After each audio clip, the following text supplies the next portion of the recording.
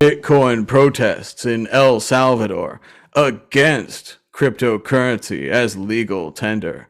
Thousands of protesters have taken to the streets in El Salvador, angry at the introduction of Bitcoin as its legal tender. President Nayib Bukele says the cryptocurrency will help Salvadorians working abroad to send money home, but demonstrators fear it could bring instability and inflation to the impoverished Latin American country. Some protesters even set fire to a brand new Bitcoin machine, while others held signs reading Bukele, dictator. At the same time, El Salvador's credit rating could take a hit amongst Bitcoin adoption, warns S&P Global.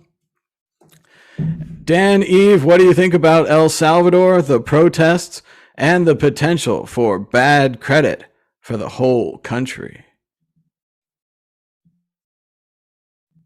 You're muted. It kind of seems that it's intermingled with them protesting what they feel is a dictatorship, right? Although even though I think it's the article said that there was like an 85.7% approval rating, that's pretty high, right? Considering I think most people in the UK certainly hate Boris Johnson. So I think if he had an 85% approval rating, that would be pretty ninja. But whether that's part of the dictatorship, right? Whether that's part of the manipulation of the people, nobody knows. But I think also, they said he was having his second successful term, but via kind of maybe workarounds to the constitution, as it were. But the thing about them fearing the instability and inflation is that, I don't mean any offense to any dollar lovers, but obviously, El Salvador uses the dollar at the moment. They don't have their own native currency.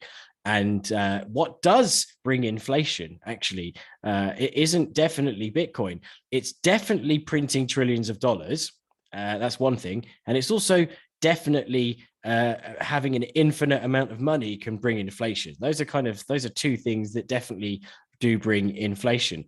So I think it obviously is a bit of a risk. And the S&P obviously... they're the opposite of the S&P, the unique and rich, which kind of sounds Bitcoiny in a way, without kind of going down that have fun, staying poor route. But the S&P, they've said that it's high risk for El Salvador due to, and they said one of the things was, they were worried about its adoption due to the low rates of crypto literacy. But if you've used Lightning, you get given a QR code.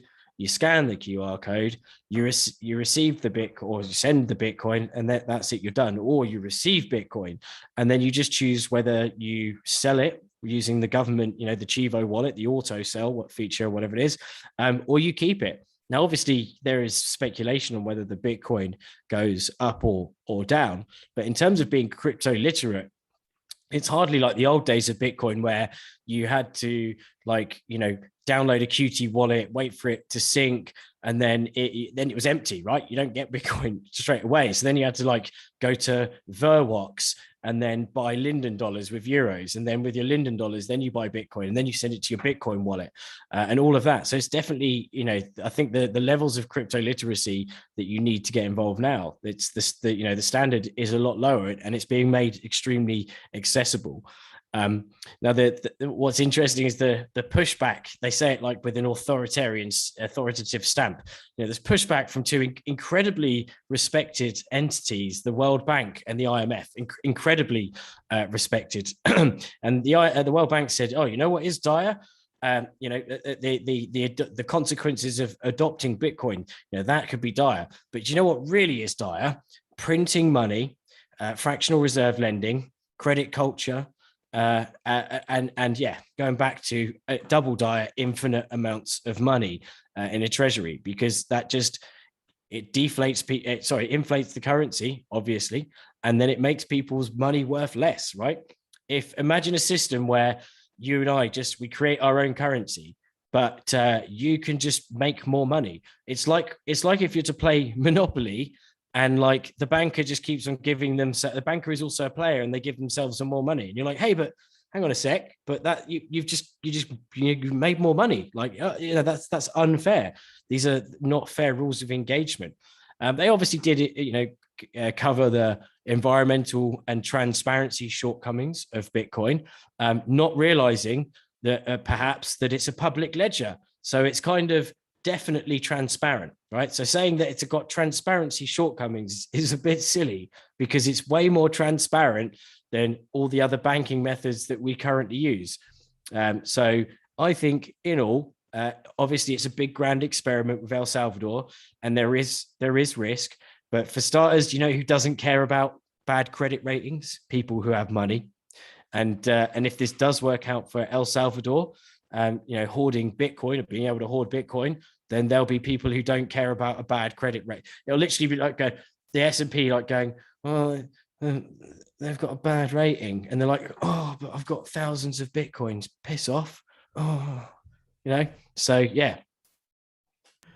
Go El Salvador. Well, I just think there's a big difference between a dictatorship and a democracy. So this is pretty clearly a dictatorship. And the whole time that we here on the Bitcoin group have been talking about this issue and talking about El Salvador, we've been talking about how the law is just being put into action. The president, his economic council think it's a good idea, so they're putting it into action. And that's what we see now in the streets. The people haven't been educated about this law. They haven't been given a fair chance to decide whether they like it or not. So in a kind of knee-jerk reaction, they're saying no to Bitcoin. But what I really think they're saying no to is this paternal attitude by the government that you should do what we say because, and I think the people would prefer a democratic system where they have a government that they can elect that would maybe move more slowly.